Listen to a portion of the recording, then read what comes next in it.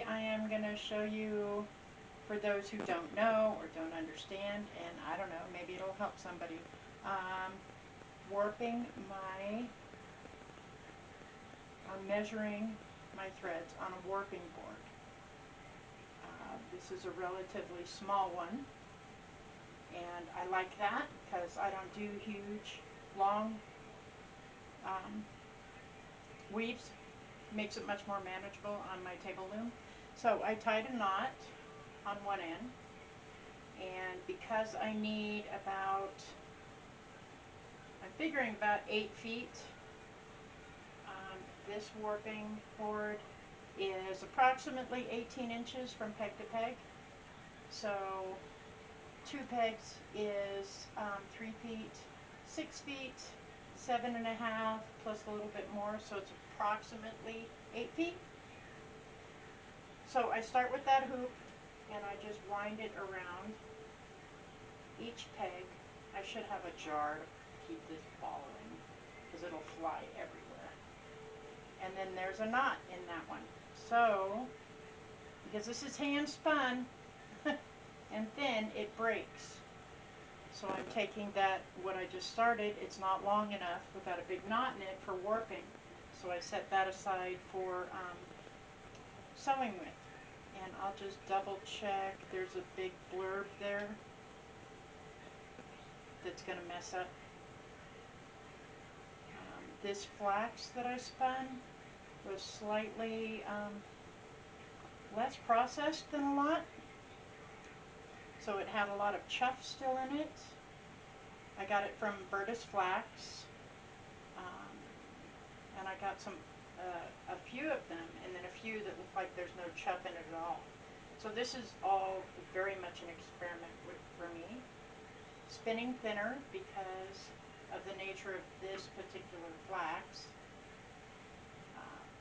And so when I get up here, I take it down and around, so it forms sort of a figure 8 right in there. And that's important because it helps separate the threads as I warp them on.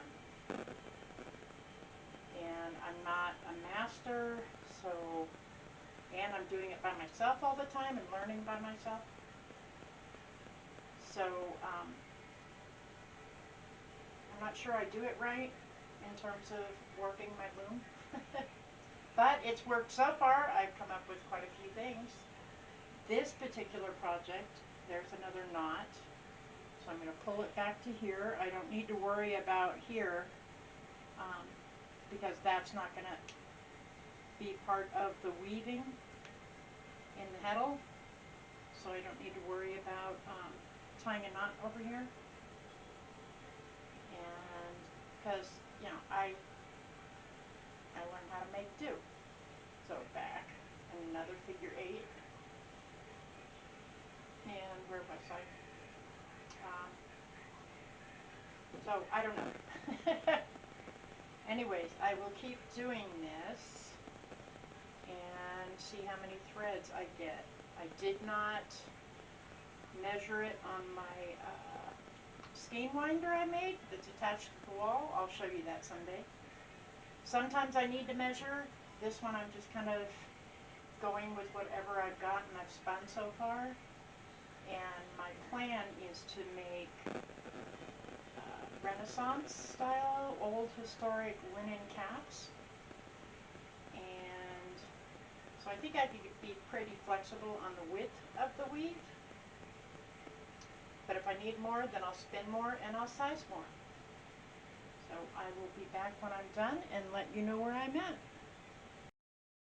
Alright, I am back and finished warping, or setting up the warp threads. And I have, what was it, 75 threads. Previous one I did, I have 50, so that gives me 125 threads so far. But I am going to be using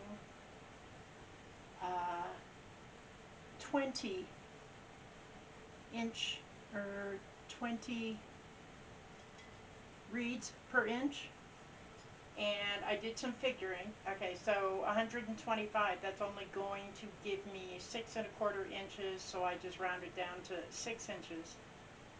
For the cap that I want to do, I need 11 inches.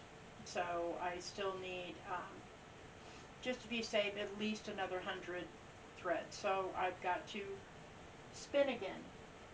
And what I am opting for is close to what I would call a zero waste cap.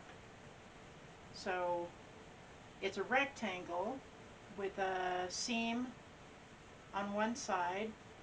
You can see I have this lovely neon thread, but I sewed it up there and then I sewed it curved across the top.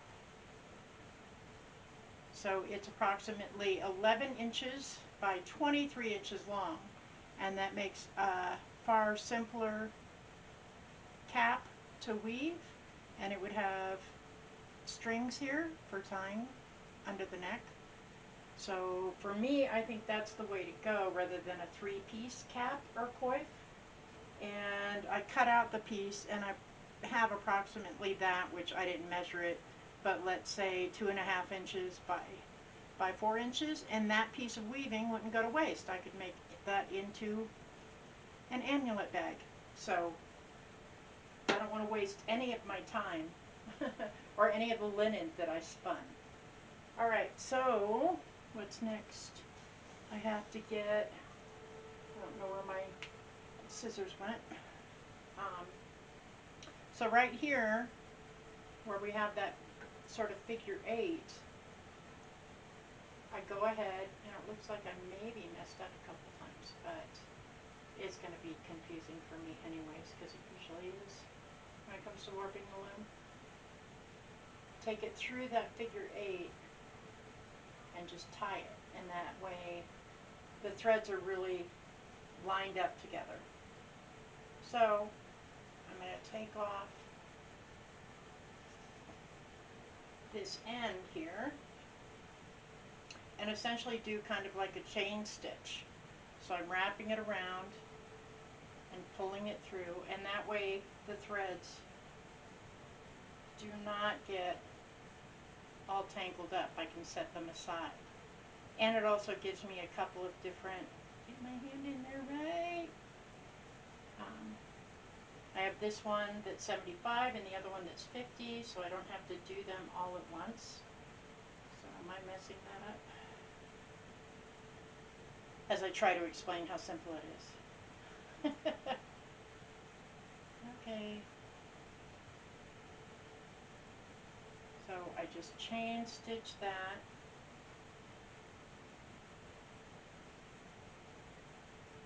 All the way to the end, and then I can take it aside, put it aside, and it won't get all knotted up on me. And that makes it easier on warping the loom, though personally I am still confused about warping the loom in the most